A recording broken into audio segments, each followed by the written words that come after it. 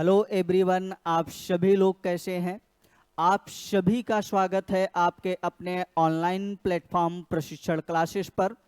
आई hope आप लोग स्वस्थ होंगे, मस्त होंगे और अपनी पढ़ाई लिखाई दमदार तरीके से, जोरदार तरीके से कर रहे होंगे। हम लोग सुपर 30 बैच के अंतर्गत अभ्यास श्रृंखला 16 का अध्ययन कर लिया गया था।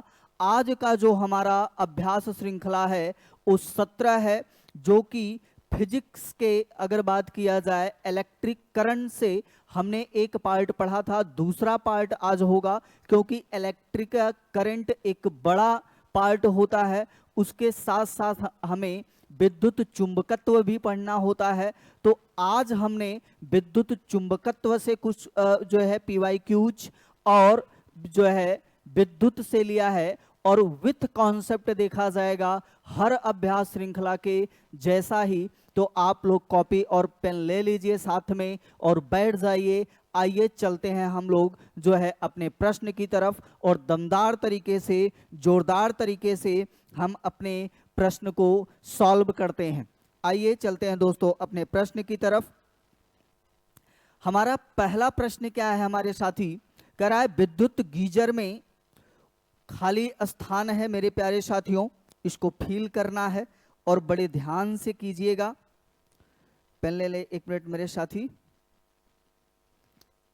तो कह रहा है विद्युत गीजर में खाली स्थान ऊर्जा, फिर कह रहा है ऊर्जा में रूपांतरित हो जाती है।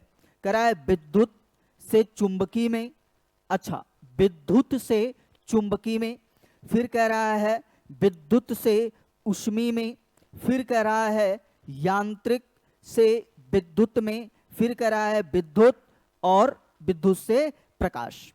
तो अब बताइए, आप लोग ठंड के समय में गीजर का प्रयोग करते हो, तो गीजर का वर्क क्या होता है, करता क्या है वो? पानी के टेम्परेचर को, तापमान को, जल के टेम्परेचर को क्या करता है, बढ़ाता है।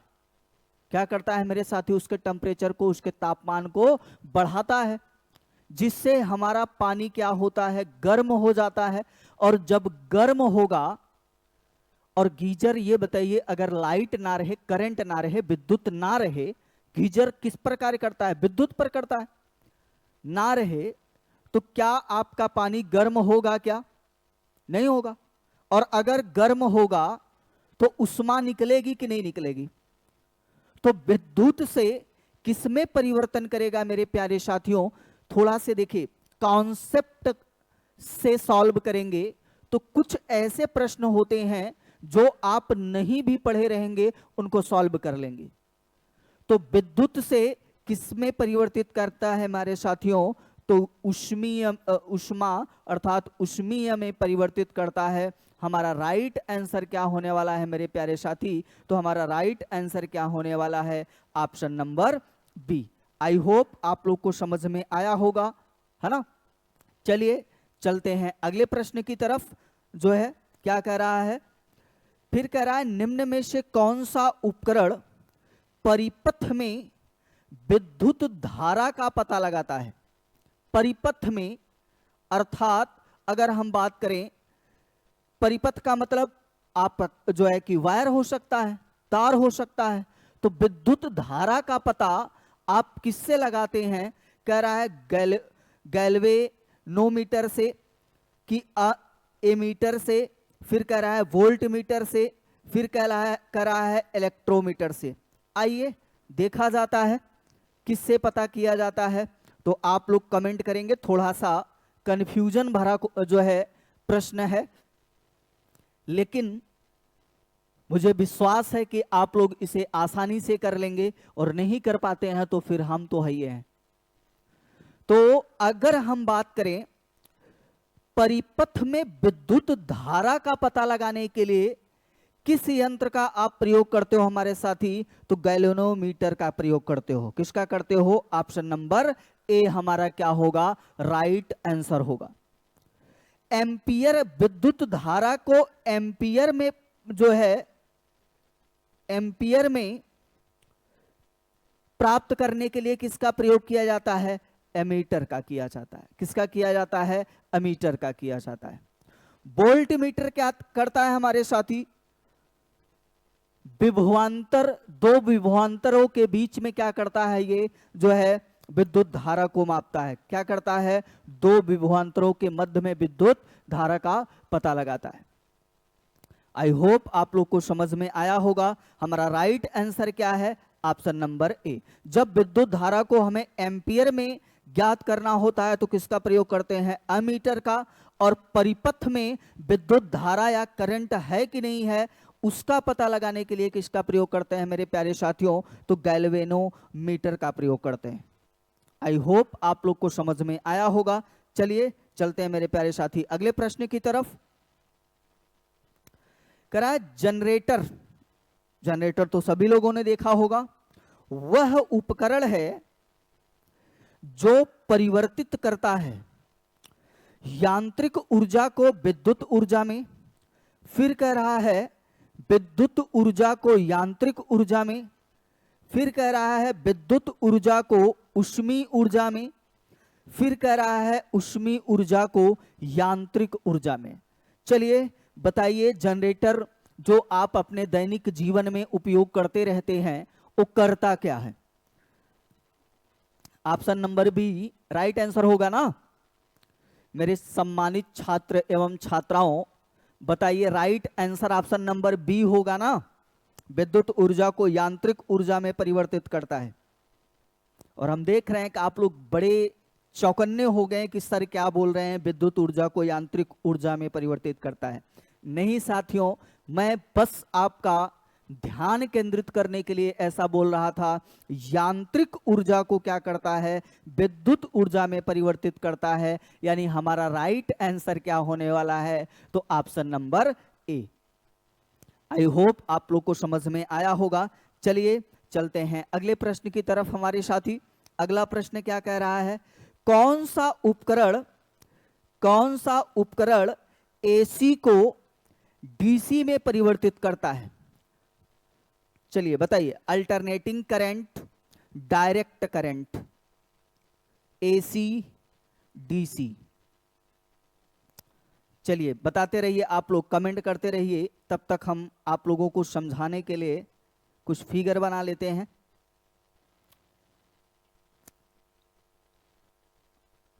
चलिए बताइए।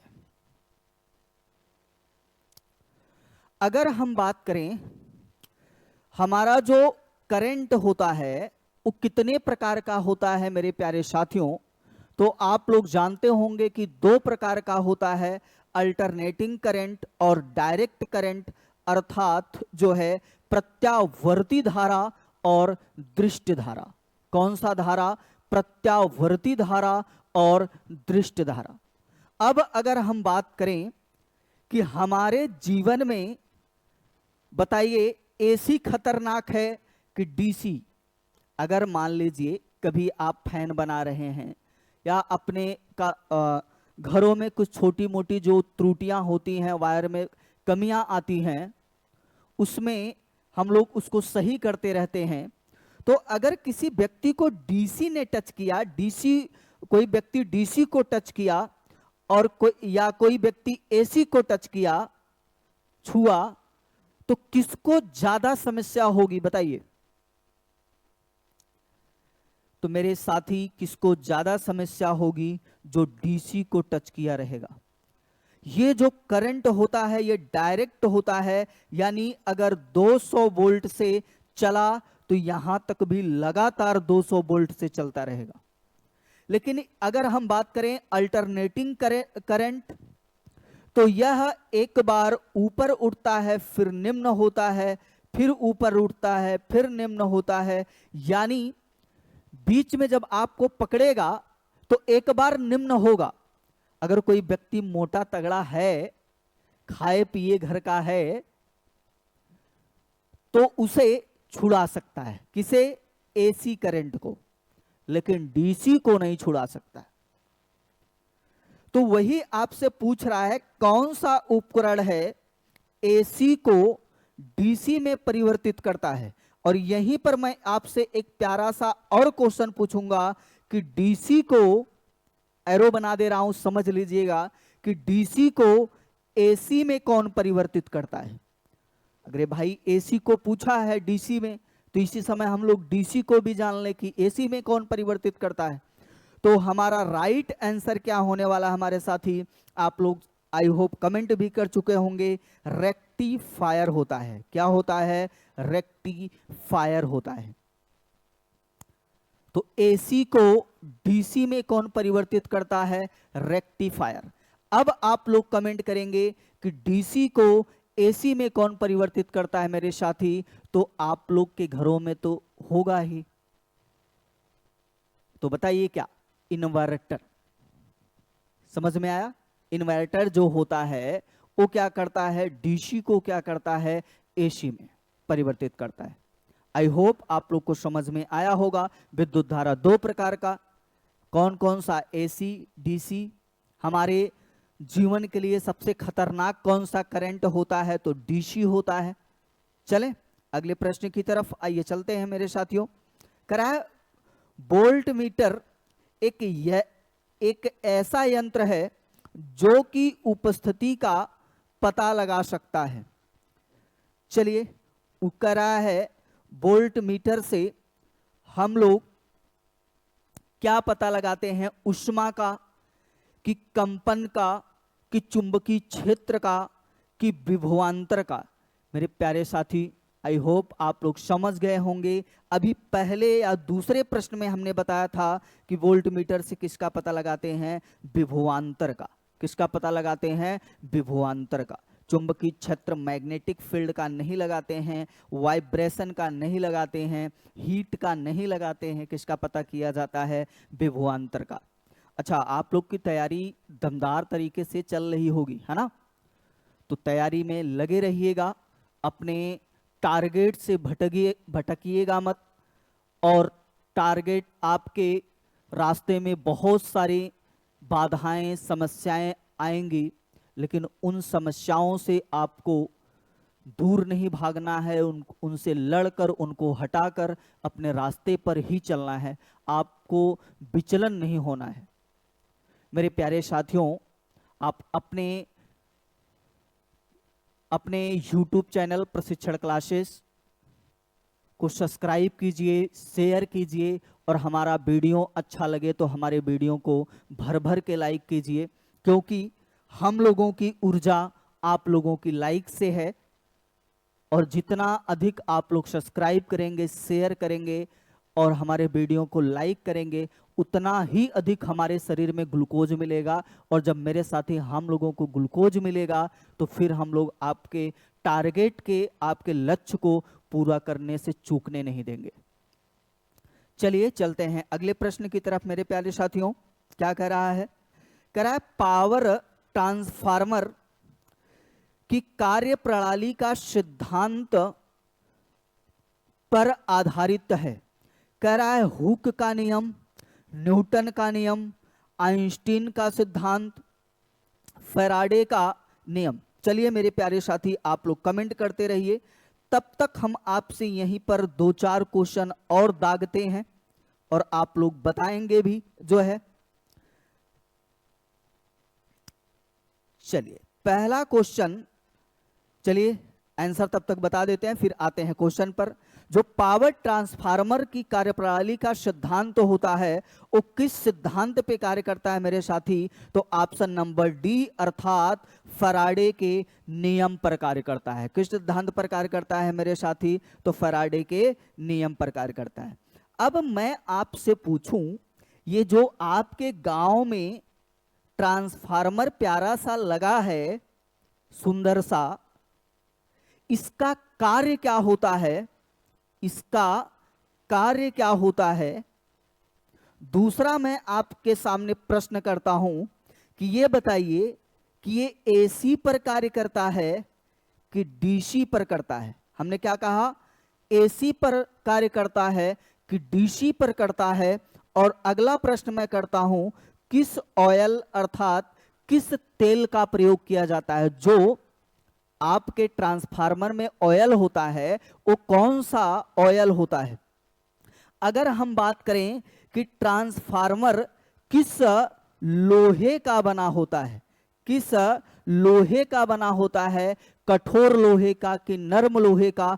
कमेंट करते रहेंगे मेरे सक्रिय जो है छात्र एवं छात्राएं। अगला अगर हम बात करें कि ट्रांसफार्मर कितने प्रकार का होता है, मेरे साथी हमने क्या कहा कि ट्रांसफार्मर कितने प्रकार का होता है। इतने क्वेश्चन आप लोग हमको बताएंगे कि ट्रांसफार्मर का कार्य क्या है, दूसरा एसी पर कार्य करता है कि डीसी पर कार्य करता है, कि इसमें जो ऑयल होता है, तेल होता है, वो कौन सा तेल होता है, कौन सा लोहा होता है, और अगर हम बात करें कितने प्रकार का होता है, कौन कितने प्रकार का होता है, तो ट्रांसफार्मर कितने प्रकार का होता है। फिगर पर मेरे मत जाइएगा, हम पहले दिन से कहते आ रहे हैं, भावनाओं को समझिएगा और आप लोग शायद अब आप समझते भी होंगे, है ना। अब अगर हम बात करें कि ट्रांसफार्मर का कार्य क्या होता है, तो मेरे प्यारे साथियों, तो ये वोल्टेज को, उच्च वोल्टेज को, चलिए एक मैं जो है पेज ही ले लेता हूं। ये करता क्या है, तो सबसे पहला जो है ये किस सिद्धांत पर, किस पर कार्य करता है, तो एसी पर करता है। इससे डीसी से दूर दूर तक कोई संबंध नहीं है। नेक्स्ट अगर हम बात करें कि ये कितने जो है ये करता क्या है, तो ये उच्च वोल्टेज को निम्न में बदलता है। क्या करता है, उच्च को क्या करता है मेरे प्यारे साथी, निम्न में परिवर्तित करता है। और निम्न वोल्टेज को किस में परिवर्तित करता है, उच्च में परिवर्तित करता है। इसका मुख्य कार्य यही होता है मेरे साथी कि ये उच्च को क्या करता है, निम्न में परिवर्तित करता है, और जो है निम्न को किस में परिवर्तित करता है, उच्च में परिवर्तित करता है। अगर हम प्रकार की बात कर लें तो ये दो प्रकार का होता है मेरे प्यारे साथियों। तो आप लोग कमेंट करेंगे कि कैसे आप पहचानेंगे कि कौन सा जो है स्टेप अप ट्रांसफार्मर है और कौन सा स्टेप डाउन ट्रांसफार्मर है। कमेंट करते रहिएगा, तब तक मैं फिगर बनाकर फिर आप लोगों को बढ़िया सा ट्रांसफार्मर के बारे में बताता हूं।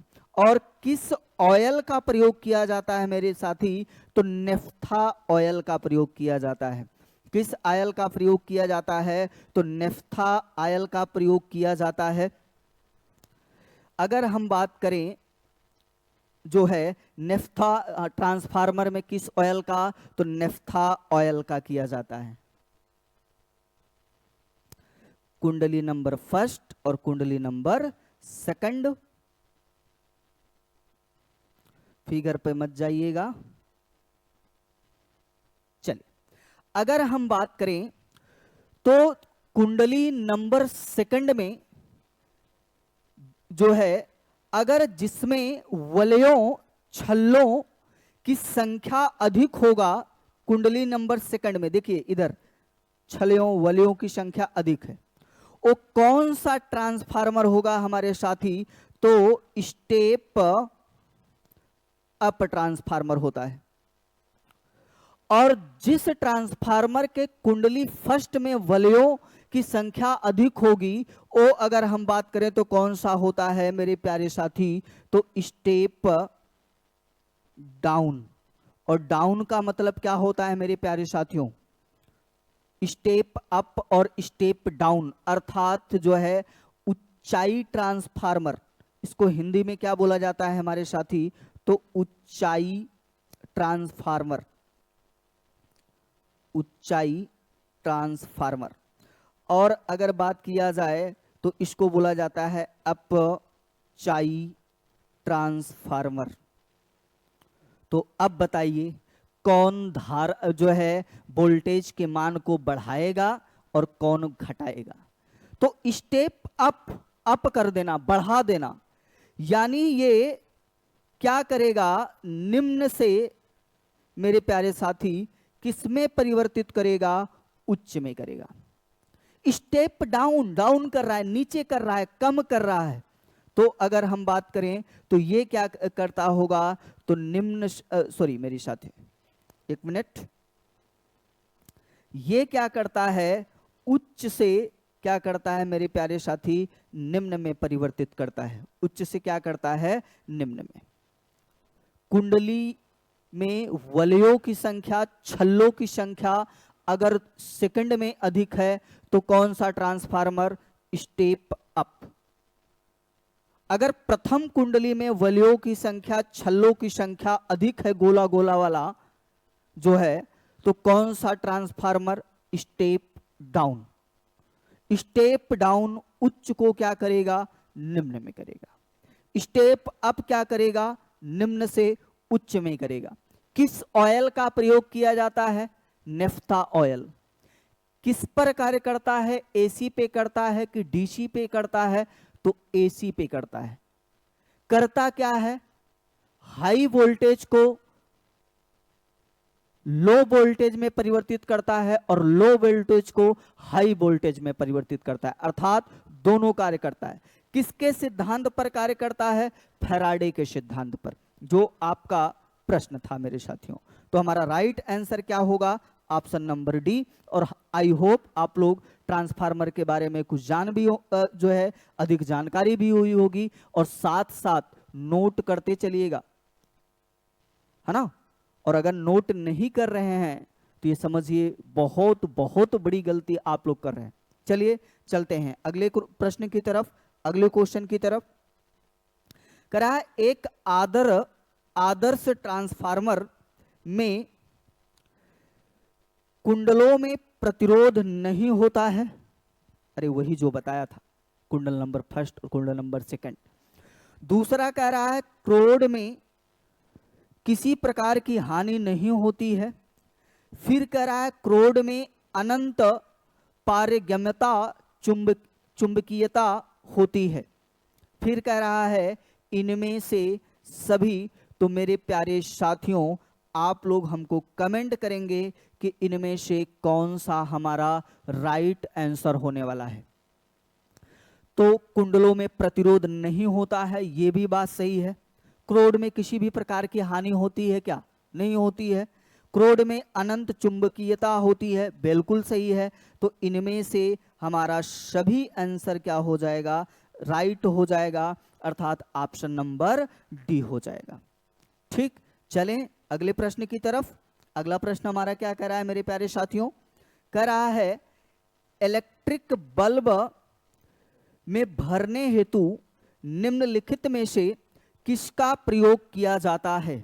तो अब आप लोग हमको बताएंगे कि किसका प्रयोग आप लोग करते हैं इलेक्ट्रिक बल्ब में भरने के लिए। हाइड्रोजन और नाइट्रोजन का करते हैं, कि फिर कह रहा है आर्गन और हाइड्रोजन का करते हैं, फिर कह रहा है नाइट्रोजन और ऑक्सीजन का करते हैं, फिर कह रहा है मेरे साथियों आर्गन या नाइट्रोजन का करते हैं। तो चलिए जल्दी बताइए क्या करते हैं आप, किसको भरा जाता है। तो राइट आंसर क्या होने वाला है, हमारा ऑप्शन नंबर डी होगा, अर्थात आर्गन और नाइट्रोजन को भरा जाता है, किसमें, विद्युत बल्ब में।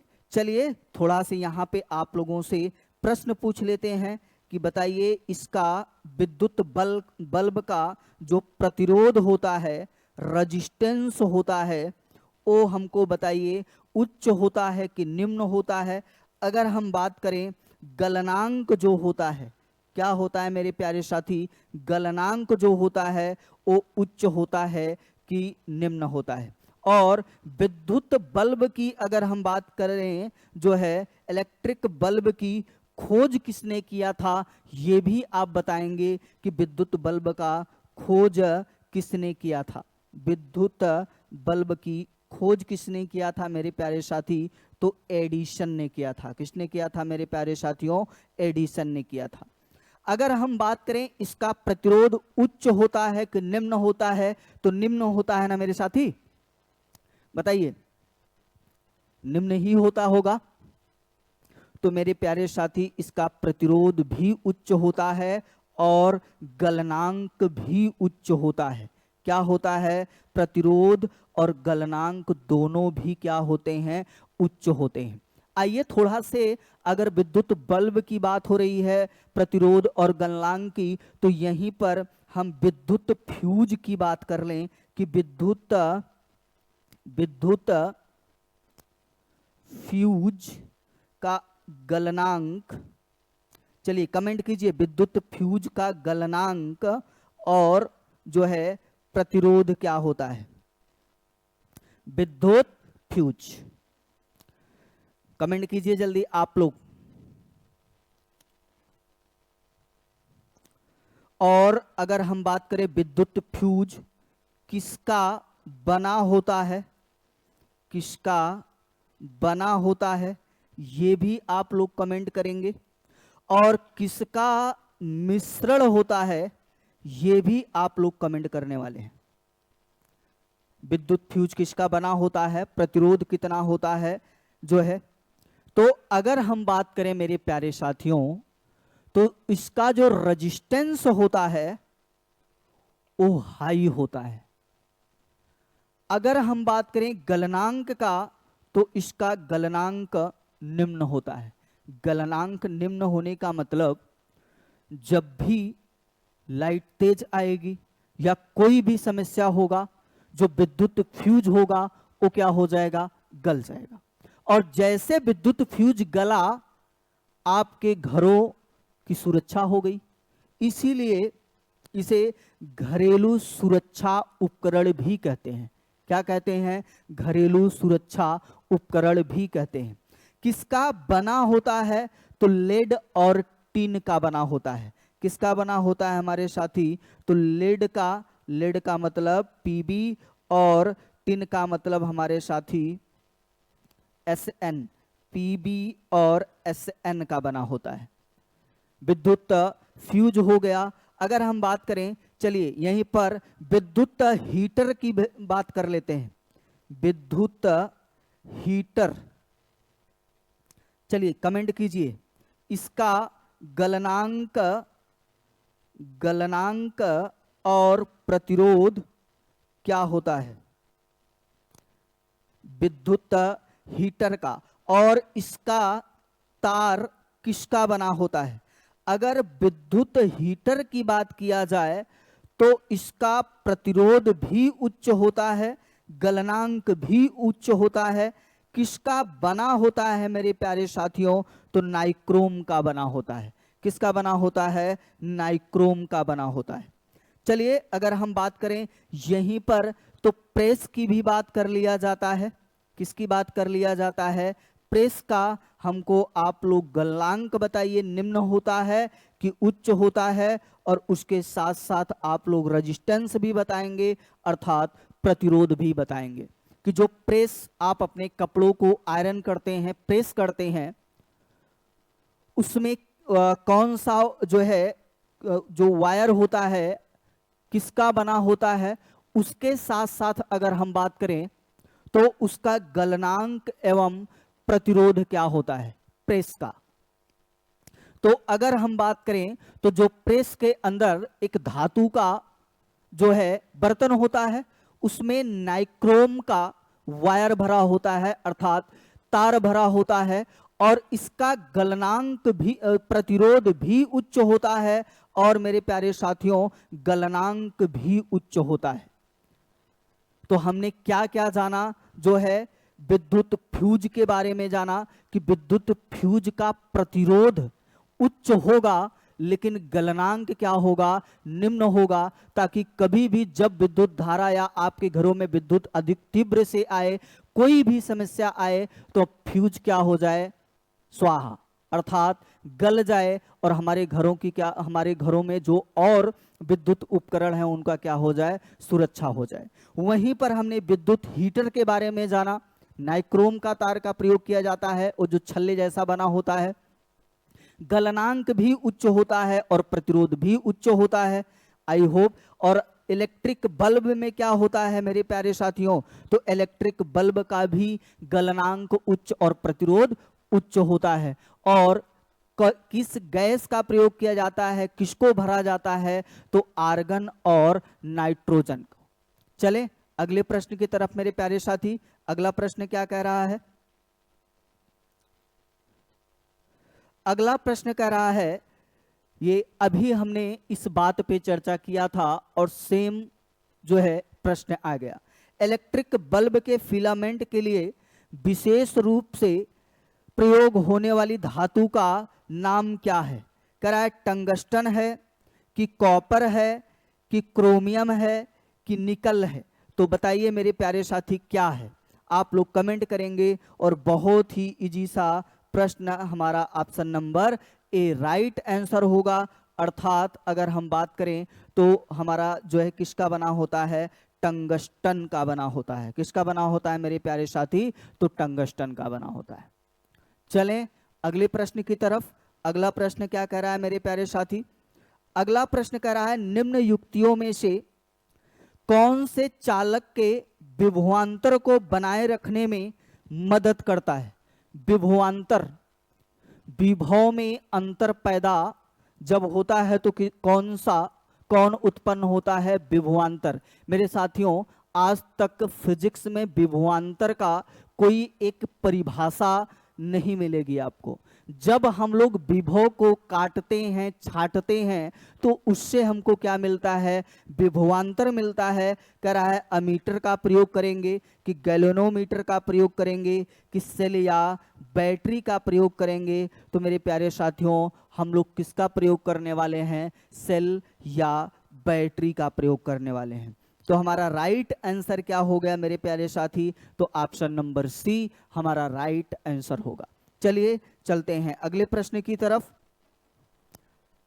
कह रहा है धारा का सतत प्रवाह प्राप्त करने के लिए किसी चालक के दो सिरों के बीच विद्युत विभवांतर बनाए रखने की सबसे आसान विधि उसे फिर खाली स्थान है मेरे प्यारे साथियों के टर्मिनलों के बीच जोड़ना है।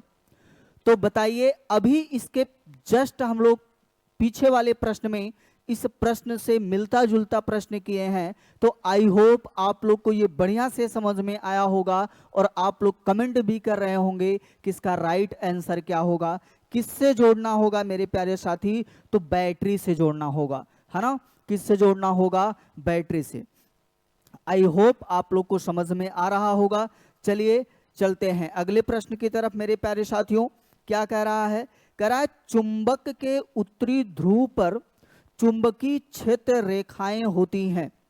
कह रहा है प्रतिकर्षी रेखाएं, फिर कह रहा है ध्रुव से निकलने वाली रेखाएं, फिर कह रहा है समांतर रेखाएं, फिर कह रहा है ध्रुव में विलीन होने वाली रेखाएं। तो इसका राइट आंसर क्या होने वाला है हमारे साथी? तो इसका राइट आंसर होने वाला है ऑप्शन नंबर बी, ध्रुव से निकलने वाली रेखाएं। चलिए थोड़ा सा मैग्नेट अर्थात जो है चुंबकत्व के बारे में जानकारी लिया जाता है। अगर हम बात करें तो चुंबक के मेरे प्यारे साथी दो ध्रुव होते हैं। कितने ध्रुव होते हैं? दो ध्रुव होते हैं। एक होता है नॉर्थ और दूसरा होता है साउथ। और जो नॉर्थ वाला ध्रुव होता है ये पॉजिटिव होता है और साउथ वाला जो ध्रुव होता है वो निगेटिव होता है।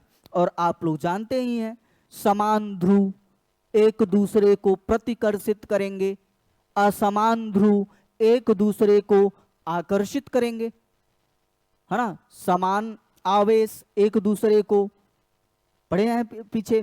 अब अगर हम बात करें इनकी जो दिशा होती है, चुंबकीय बल रेखाओं की जो दिशा होती है, बाहर की अगर हम बात करें जो बाहर की दिशा होती है और अगर हम बात करें अंदर की जो दिशा होती है, तो बाहर की जो दिशा होती है किधर से किधर चलते हैं? नॉर्थ से साउथ चलते हैं। किधर से किधर चलती हैं? नॉर्थ से साउथ। अगर हम अंदर की बात करें तो ये किधर से किधर चलते हैं हमारे साथी? तो साउथ से नॉर्थ चलते हैं। किधर से किधर चलते हैं? साउथ से नॉर्थ चलते हैं। चलिए अच्छा हमको बताइए किसी चुंबक के चुंबकत्व को कैसे आप समाप्त कर सकते हैं? अगर आपसे प्रश्न हम पूछ रहे हैं कि किसी चुंबक के चुंबकत्व के गुण को आप कैसे समाप्त कर सकते हैं, तो आप लोग कमेंट करिए और बताइए कैसे समाप्त करेंगे। तो मेरे प्यारे साथियों, गर्म करके। दूसरा अगर हम बात करें तो इसको पीट कर, और अगर हम बात करें तीसरे की बात कर लें तो इसको ऊंचाई से गिराने पर भी, ऊंचाई से गिराने पर भी इसका जो चुंबकत्व होता है वो क्या हो जाएगा, नष्ट हो जाएगा। और हमने बताया समान ध्रुव एक दूसरे को प्रतिकर्षित, विपरीत ध्रुव एक दूसरे को आकर्षित। अंदर की अगर हम बात कर लें, जैसे मेरे प्यारे साथियों अब हम अंदर की बात कर लें तो चुंबकीय बल रेखाएं किधर से किधर चलती हैं, साउथ से नॉर्थ। और बाहर की अगर हम बात कर लें तो नॉर्थ से क्या किधर चलती हैं, साउथ चलती हैं। इस प्रकार से ये मोशन करती है। चलें अगले प्रश्न की तरफ मेरे प्यारे साथियों। अगला प्रश्न क्या कह रहा है, कह रहा है फ्लेमिंग के बाएं हाथ के नियम में, बायां हाथ लेफ्ट हैंड के नियम में तर्जनी किसकी दिशा को इंगित करती है। चलिए, अंगूठा, और ये क्या होती है, तर्जनी बोला जाता है, इसको मध्यमा बोला जाता है। तो अगर हम बात करें, आप लोग पढ़े होंगे मम्मी पापा बच्चे का सिद्धांत। कौन सा सिद्धांत, मम्मी पापा बच्चे का सिद्धांत। तो अगर हम बात करें कौन सा राइट आंसर होगा, तो चुंबकीय क्षेत्र होगा। क्या होगा मेरे प्यारे साथी, चुंबकीय क्षेत्र होगा। चुंबकीय बल, विद्युत धारा, चालक की गति नहीं होता है, क्या होता है मेरे प्यारे साथी, चुंबकीय क्षेत्र होता है। चलिए चलते हैं अगले प्रश्न की तरफ। अगला प्रश्न क्या कह रहा है, कह रहा है वैद्युत चुंबक में है, अच्छा कह रहा है जो है मृदु लोहा कोर, फिर स्टील कोर, निकल कोर, तांबे का कोर, तो किसका बना होता है मेरे प्यारे साथी, जो है तो मृदु लोह कोर अर्थात आयरन कोर होगा। तो हमारा राइट आंसर क्या हो जाएगा मेरे प्यारे साथियों, तो हमारा राइट आंसर क्या हो जाएगा, ऑप्शन नंबर ए हो जाएगा। चलिए चलते हैं अगले प्रश्न की तरफ। अगला प्रश्न क्या कह रहा है मेरे साथी, कह रहा है अर्धचालक सेमी कंडक्टर है। तो आइए चलते हैं, देखें हम लोग देखते हैं कौन है। कह रहा है लेड है कि गैलियम है कि टिन है, फिर कह रहा है जर्मेनियम है।